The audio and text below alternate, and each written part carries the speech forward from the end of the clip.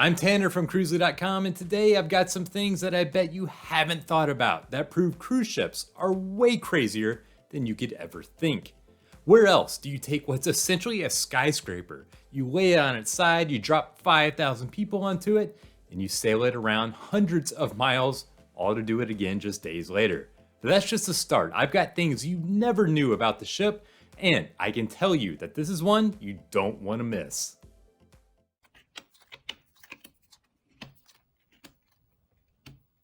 Before I start, I do want to tell you about something that I find crazy, and that is the fact that Cruzely is quickly heading for 100,000 subscribers. If you find this video interesting, then I hope you'll join up and help to reach that 100K goal by subscribing as well.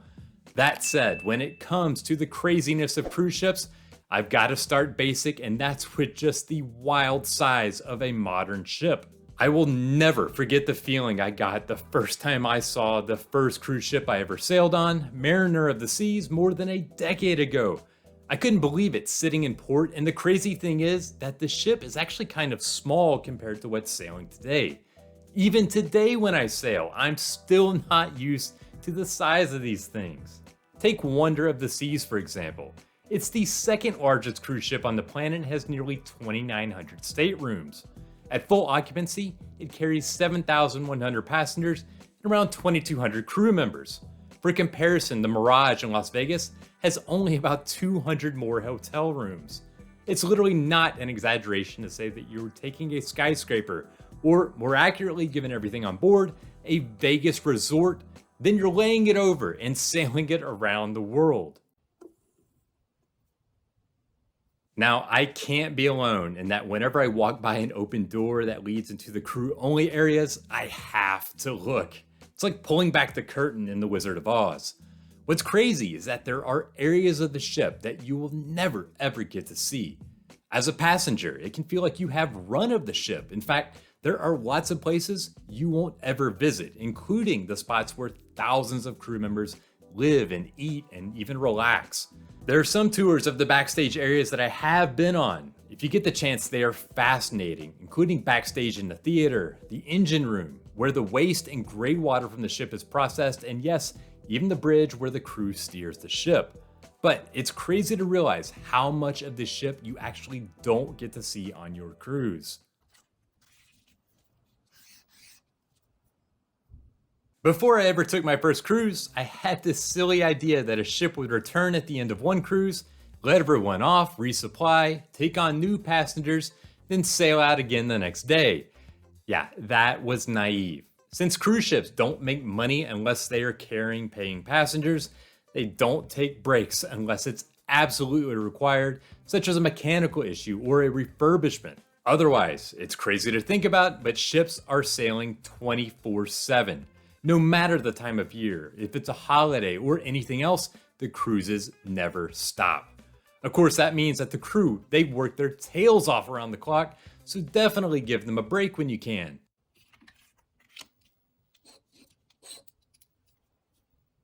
Speaking of the crew, one crazy thing applies to them, and no, it's not just the long hours that they work. In a previous life, I had to manage a small staff at my job. It was always tough trying to keep everyone focused and working together. Frankly, managing people was harder than the actual real work that I ever had to do. On cruise ships, you might have noticed that there are crew members from literally around the world. The Philippines, China, India, all over Europe, South America, and frankly, anywhere else that you can imagine. Literally thousands of staff with different languages, different cultures, and views. They all have to come together with the single goal of giving you a good vacation. I can think of no other place on the planet where so many people from so many different backgrounds all work together in such close proximity. And yet, it somehow seems to work, and many people rave about the service that they get on a cruise, that it's the best that they've gotten anywhere. If you ever remodel your home, you no doubt head to Home Depot and pick up what you need. What's crazy about building a cruise ship is that practically everything around the ship is going to be custom made and custom ordered. Yes, things like pool loungers and furniture around the vessel that may be able to be purchased, albeit in mass quantities, and then just placed right on the ship. But the actual hardware of the vessel, Everything from the bars to the carpet to the railings, tiles, light fixtures, it's all a custom job. Take a look at the custom glass that goes into making this solarium or the design and shape of the pools. Apart from maybe another ship in the same class, the measurements, the design, and the style of no two ships is the same. And there's rarely a square corner like you'd see in a house, as everything has to follow the shape of the ship itself. Next time you are on a cruise ship, just consider the amount of insane work it takes to build out everything that passengers get to enjoy. Speaking of custom made, you might have noticed a new addition to the background of this video. That is a framed map of the route of the absolute first Carnival cruise to return post-pandemic, which I sailed on from Galveston, Texas. This comes from Matt and his team over at Cruzely.com. They had the genius idea to use the actual ship tracking data to create a custom map of your specific cruise, showing exactly where the ship traveled. It's a cool way to remember a cruise you loved or as a gift for someone else taking a trip. You can order any cruise going back to 2015 and even order for a future cruise, and it will be created and mailed after your trip ends. If you'd like to see more, then head over to cruisemaps.com, use promo code Cruzely for 10% off your order. Along those same lines of what you see and don't see, well, you can assume that the ship sees everything. It's actually a law that cruise ships be equipped with cameras, and you can expect them to cover any public area. Where there won't be cameras is in private spots like your cabin or in bathrooms around the ship. Outside of there, however, including in hallways just outside your door, the pool, and restaurants, elevators, and frankly anywhere else, there will be a camera somewhere watching. Now, is anyone actively watching these things? I don't know that someone sits in a room all day monitoring, but I have been on the bridge of a ship and seen camera feeds. And if there is an incident, security can go back and take a look at what happened.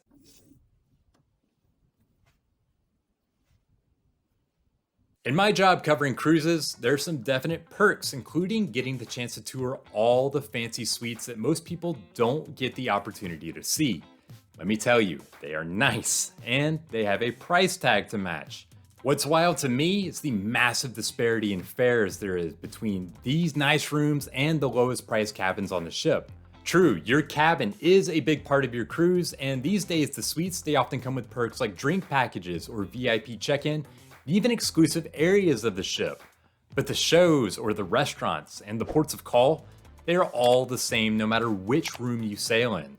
The vast majority of your experience outside of the cabin, it will be the same whether you sail in an interior room or a suite that costs literally 10 times as much. Yet for some people, that extra money is worth it. Me, I'll save the money unless someone else is paying.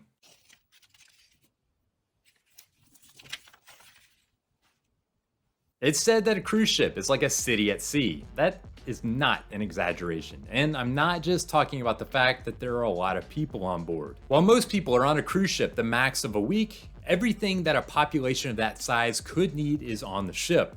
Of course, you likely know there are medical facilities, but there are also things like a spot to hold unruly or criminal passengers. There's even a procedure and a spot to hold a body in case someone dies on the ship.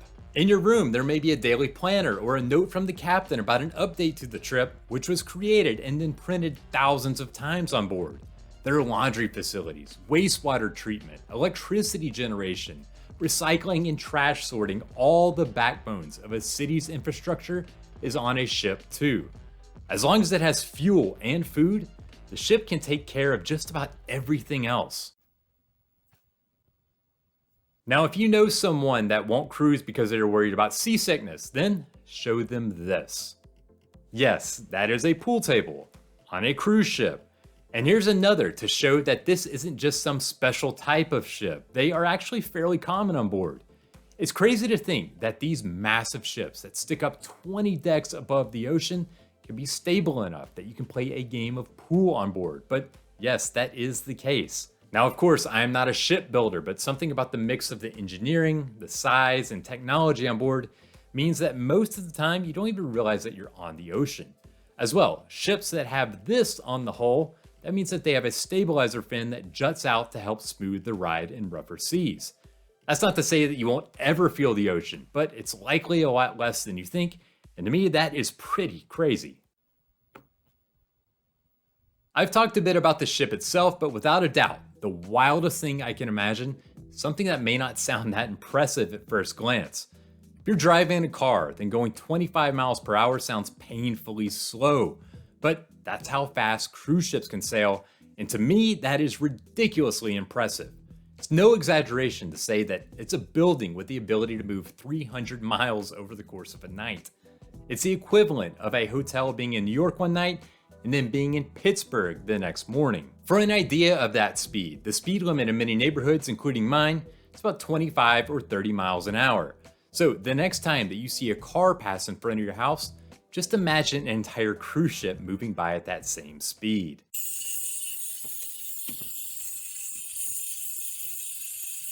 Imagine having 2,000 cabins on a ship that sails 52 cruises a year and a fleet of 25 ships. And picture that you work for the cruise line with the job to make sure that the ships sail full and at the highest prices possible to maximize revenue.